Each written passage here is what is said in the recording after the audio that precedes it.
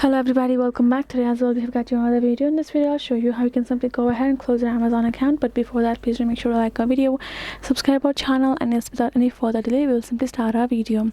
For the matter, what you have to do is simply gonna go ahead first, access a particular Amazon shopping app here in your mobile phone.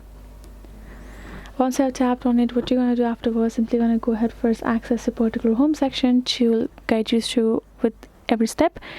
Then afterwards you're going to tap on this little profile icon just given beside your home icon, and let's go back. Then you will access this option called your account on top below the your orders. Now go ahead, tap on it, and now you got to scroll down to the bottom and you will find this option called close your Amazon account here in the start and privacy section. Go ahead, tap on it,